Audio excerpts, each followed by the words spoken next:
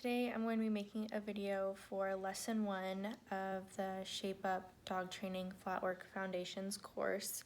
At this point, Raisin has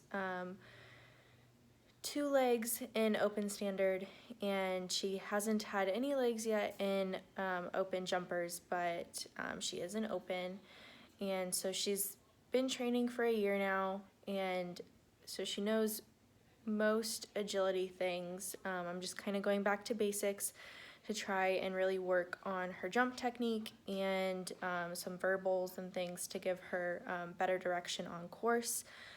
So for this video, some of the things she does better than others just because she's already done them. Some things we're still kind of working on.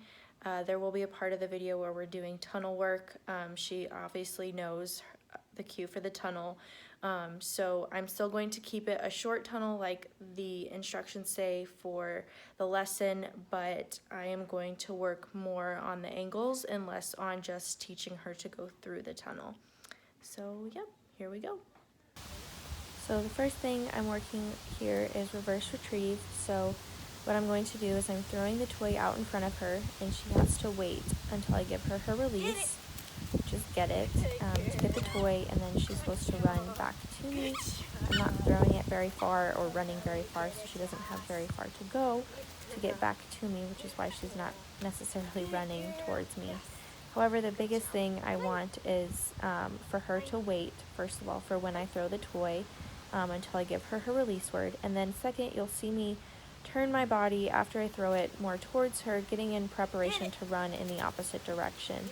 Now, most dogs have a tendency to want to chase you, so what I'm really getting her to do is focus on the task at hand, which is getting the toy first when I release her, and then chasing me when I'm running in the opposite direction after she's grabbed the toy.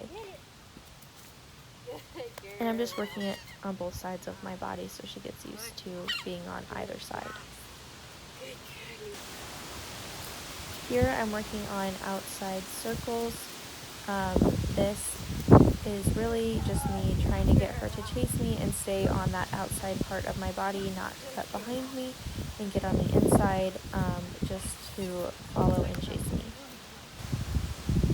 Here we're doing inside circles. This is something that we're really trying to work on. She hasn't ever hardly done it. I just started it a couple of days ago. We haven't done any obedience or anything, so she doesn't have a get in cue at this point. So really, I'm just trying to really heavily reward when she does what she's supposed to do.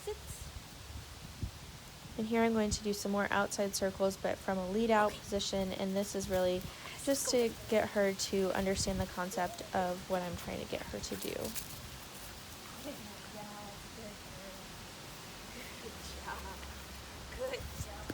Here I'm working on multi-wraps where I'm having her wrap the wing of the jump multiple times.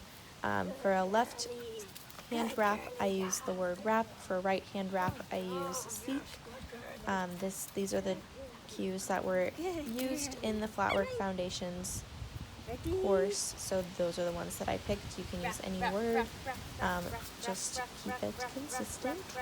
What I'm really looking for here is I really want her to focus on the wing of the jump and not necessarily me, and the way I'm holding the toy is kind of distracting, but the whole goal is to gain speed and to get her to focus on the wing and then get the toy when I say get it. Here I'm working on right and left spins. You could use right or left. I had originally taught her spin going over her left shoulder, so she already knew that one. Circle, the slightly more awkward one, is her turning over her right shoulder. That is one we are still working on. She still very heavily relies on my hand for the motion, and we're working on getting that out so she can just follow the verbal itself.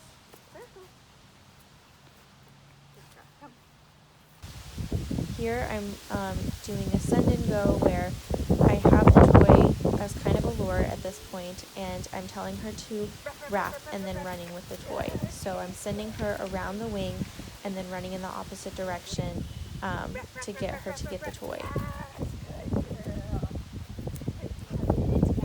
here, the position I'm holding the toy, which as you can see is very distracting. I'm using it as a distraction to get her to really understand what I'm saying. I'm telling her to wrap, so I mean to wrap, and then you can get the toy when I say get it.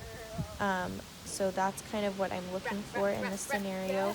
It's very heavily distracting having the toy in that position, so I'm giving big rewards when she actually wraps the wing and then gets the toy when I tell her to. So here I told her to get the toy just to change it up, and you could see she hesitated for a second because she was like, well, wait, what? You're telling me to get the toy? So switching it up like that can kind of help work it in and get them used to it. Here, like I mentioned earlier, is the tunnel work. She already knows how to go through a tunnel, and we've done it many, many times. So I'm just really working on angles to the tunnel when it isn't straightforward, or one opening of the tunnel isn't facing her. So I did it on her entering on both sides of the tunnel, and then also having her on both sides of my body. Dogs tend to be just like humans, right or left dominant.